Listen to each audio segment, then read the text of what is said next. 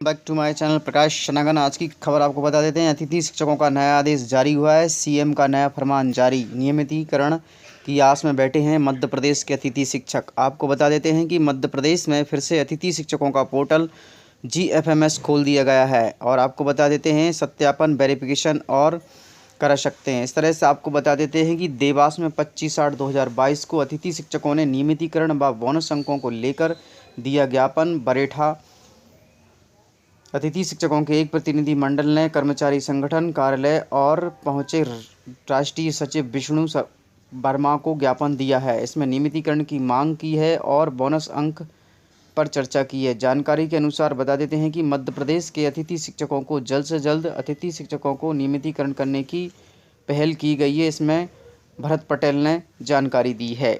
मध्य प्रदेश का अतिथि शिक्षक चुप बैठने वाला नहीं है और धरना प्रदर्शन के लिए बाध्य होगा। आपको बता देते हैं कि 4 सितंबर से पहले अतिथि शिक्षक एक भोपाल में महान आंदोलन करेगा और श्री शिवराज सिंह चौहान जी यदि अतिथि शिक्षकों को नियमितीकरण 5 सितंबर से पहले करते हैं तो अतिथि शिक्षक आंदोलन नहीं करेगा। इस तरह से आपको बता देते हैं सरकार के आश्वासन चलते चलते आज मध्य प्रदेश का अतिथि शिक्षक इस कदर भटक रहा है जिस तरह से बिन माँ बाप के एक बालक भटकता है। इस तरह से आपको बता देते हैं कि मध्य प्रदेश की सरकारों ने सिर्फ अपने वोट को लेकर सिर्फ और अपनी गद्दी हथियाई है और अपने घर परिवार और रिश्तेदारों को देखा है। इस तरह से आपको बता देते हैं कि मध्य प्रदेश का अतिथि शिक्षक यह आंदोलन अपने बच्चों के लिए और नियमितीकरण हो जाए, अतिथि शिक्षकों का सबसे बड़ा उद्धार हो जाएगा। तो एक उसे मुनासिब राशि देनी पड़ेगी। और देखिए इसमें नहीं दिया जा रहा है। हम तो समान वेतन लागू हो चुका है, मध्य प्रदेश में कुछ भी नहीं दिया जा रहा है। आप हमारा 8 माह सेवा का ले रहे हैं, काम ले रहे हैं, समान वेतन मध्य प्रदेश लागू करिए आप उसमें। हम लोग को 8 माह भी उनके बराबर हम भी तो काम कर रहे हैं। योग्यता आपको चाहिए, आप बोले नियम से ही करिए। गुरु जी को आपने किया था, मांग करें आप गुरु जी की बात हमारी घर बच्चा लेकर हमको स्थायी करवाइए। अखिलेश जी देखिए सहानुभूति पूर्वक काम किया जा सकता है, उसके लिए हम आज भी राजी हैं, उसकी तरफ अग्रसर होंगे ही। लेकिन तो लेंगे समान वेतन समान। विकास जी के शायद फोन में किसी का फोन आ गया है जिस वजह से शायद उनकी आवाज कट गई। लेकिन कुल मिलाकर यहाँ पर बड़ा महत्वपूर्ण विषय ये चल रहा है कि ये जो मांगे हैं ये मांगे कितनी जायज हैं, ये भी बड़ा महत्वपूर्ण देखने वाली बात होगी। दूसरा ये कि जैसे अगर नियम ये कहता है कि जी विकास जी अपनी बात कंप्लीट कीजिए अगर आप मुझे सुन पा रहे तो। अखिलेश जी जी विकास जी अखिलेश जी एक बार सुन लेते हैं जी। हाँ जी विकास जी। अखिलेश कोई डिमांड कर रहे हैं, आप समान वेतन चाहते हैं, लेकिन एक बात बताइए ना, मैं सहानुभूति पूर्वक आपसे कह सकता हूं, आपके सहयोगी बनने के लिए, आपको सहयोग करने के लिए मैं आपकी बात को आगे बढ़ा रहा हूं। हमारा हर पार्टी का साथी भी बढ़ाएगा, नो डाउट। लेकिन एक बात बताइए ना, जिस ढंग से शिक्षकों की भर्ती होती है स्कूली सिस्टम में, क्या उस ढंग से हुई क्या वो कह के हुई क्या? ठीक है विकास जी, अब ऐसी स्थिति में ठीक है विकास जी, अब ऐसी स्थिति में बहुत क्लियर है कि अब आगे ऑप्शन क्या है। सरकार वाकई में क्या इन अतिथि शिक्षकों के संदर्भ में कुछ सोच रही है? जी मैं आऊंगा आपके पास में भी आऊंगा मैं अवनीश जी। लेकिन विकास जी, क्या सरकार अब किस रुख के साथ में आगे बढ़ने वाली है, किस तरह से आगे रुख रहने वाला है, ये बड़ा यहाँ पर साफ होना जरूरी है ताकि ये लोग अगर अतिथि शिक्षक भी किसी तरह की उम्मीद पाले अगर बैठे हैं तो कम से कम वो उम्मीद ना झूठी उम्मीदें ना रखें। विकास जी देखिए ये बात तो सरकार के प्रवक्ता आएंगे, वो बताएंगे। मुझे लगता है सरकार से बेहतर जानकारी ले सकते हैं हम कि क्या नियम पूर्वक हो सकता है।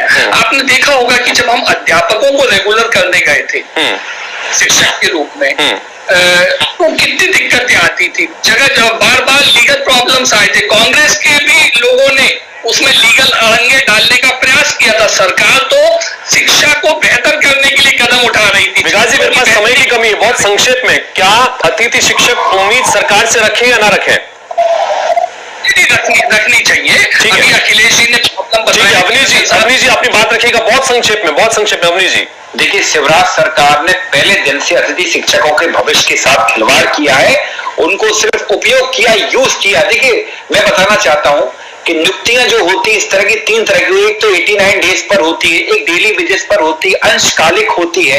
तो सबसे पहली बात आपसे भी संक्षेप में मैं चाहूंगा ये बात कि आप निशाना साधने के बजाय जैसी भी स्थितियां बनती है अलग विषय है, आपकी सरकार बनने की स्थिति बनती है तो क्या आप आते ही पहला कुछ फैसला इनके करने के संदर्भ में स्थिति में है? वचन पहले था, वो वचन आज भी है। अतिथि शिक्षकों के लिए हमारी बकायदा हमारी पार्टी एक नया मैनिफेस्टो हम लेके आ रहे हैं। ठीक है, तो दोनों ही पार्टियां कम से कम ये कह रही है कि हाँ जो भी है अभी उम्मीदें जिंदा हैं, कम से कम अतिथि शिक्षक उम्मीद लगाए बैठे सकते हैं। हालांकि इतने लंबे समय से वो सिर्फ उम्मीदों के सहारे ही हैं, नियम कायदे अपनी जगह है, लेकिन सरकार वाकई में अगर इनको लेकर गंभीर है, चाहे वो पार्टियों के स्तर पर, चाहे वो भारतीय जनता पार्टी हो या कांग्रेस की पार्टी हो, देखना होगा कि आगे आने वाले समय में इनके बारे में जिम्मेदारी के साथ में, गंभीरता के साथ में कुछ किया जाता है नहीं किया जाता, हम सिर्फ उम्मीद कर सकते हैं। फिलहाल बहुत बहुत शुक्रिया आप तीनों का चर्चा में शामिल होने के लिए, अपनी बात रखने के लिए। तो सम्मानित मध्य प्रदेश के अतिथि शिक्षक साथियों, आपको सादर प्रणाम।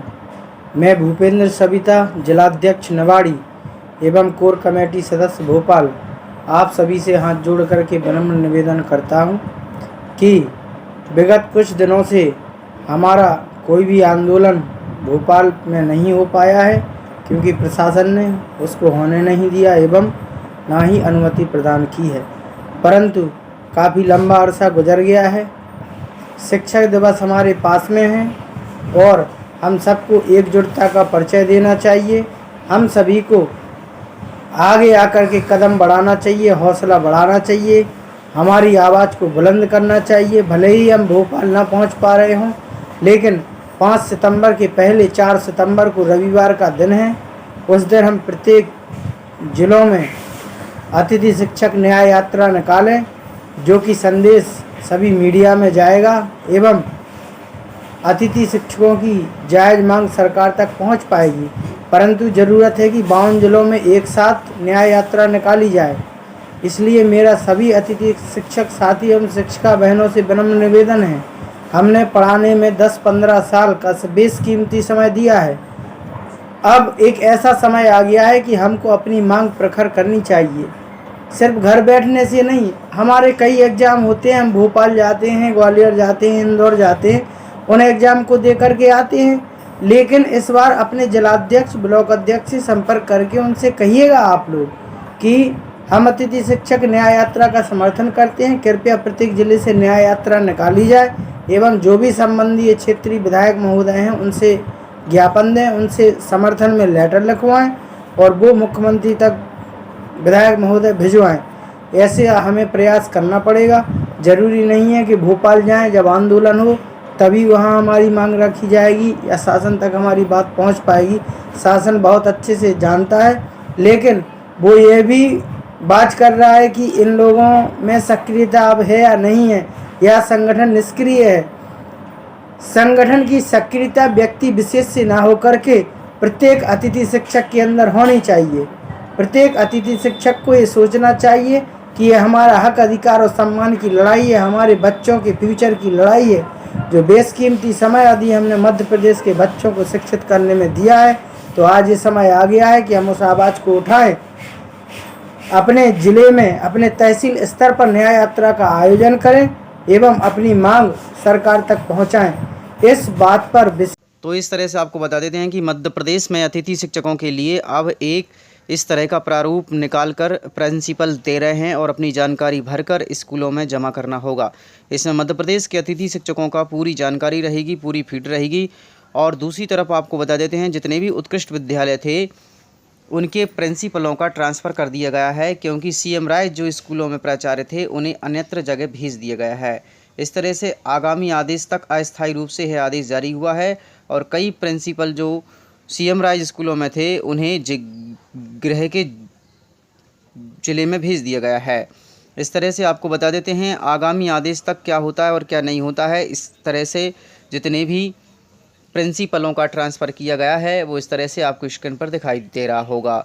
अब देखते हैं कि इधर मध्य प्रदेश में फिर से शिक्षा व्यवस्था को सुचारू रूप से चलाने के लिए GFMS पोर्टल खोल दिया गया है। संस्कृत वर्ग 2 का पद में कह सकते हैं कि संस्कृत पढ़ाने के लिए शिक्षक नहीं है, और संस्कृत तो क्या कई ऐसे सब्जेक्ट हैं कि मध्य प्रदेश में नई शिक्षा पद्धति के अनुसार बहुत सारे बच्चों को पढ़ाने के लिए शिक्षक ही उपलब्ध नहीं है। इधर मध्य प्रदेश में भारी पदों की संख्या खाली होने के कारण इधर मध्य प्रदेश अप्रैल 2023 में वर्ग 1 और 2 की परीक्षा संपन्न कराने जा रहा है। इस तरह से आपको बता देते हैं कि शिक्षा व्यवस्था को लेकर मध्य प्रदेश के स्कूल शिक्षा विभाग इंदर सिंह परमार जी के क्या बयान हैं और क्या नहीं है।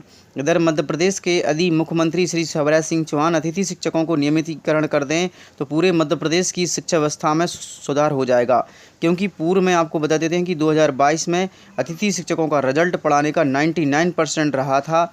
इसमें सतना जिले के जिला शिक्षा अधिकारी ने खुद बताया था कि मध्य प्रदेश में सभी अतिथि शिक्षकों के लिए नियमितीकरण कर दिया जाए और उनकी सैलरी में कुछ प्रावधान कर उनकी सैलरी को दुगना कर दिया जाए और उनका मानदेय जो है वो हर 1 तारीख में देना चाहिए, क्योंकि आपको बता देते हैं अतिथि शिक्षकों की सैलरी कभी 4 महीने में कभी 3 महीने में देते हैं।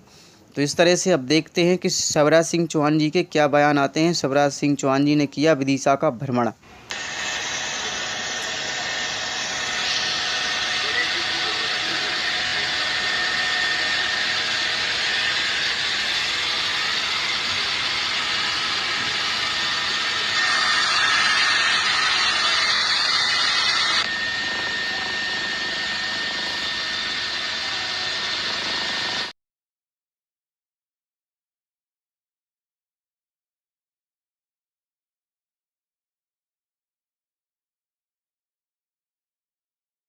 मुख्यमंत्री श्री कमलनाथ को यह आग्रह करूंगा कि खेतों में आके तो किसानों की हालत तो देखें, ये तबाह और बर्बाद हो गए। मंत्री खेतों में जाए, कीचड़ में घुसो, जब तक नहीं जाओगे इन खेतों में महल में बैठ के ये अंदाज नहीं लग सकता कि नुकसान कितना हुआ है। फसल खराब नहीं हुई, किसान का भविष्य खराब हो गया, बच्चों की जिंदगी तबाह हो गई।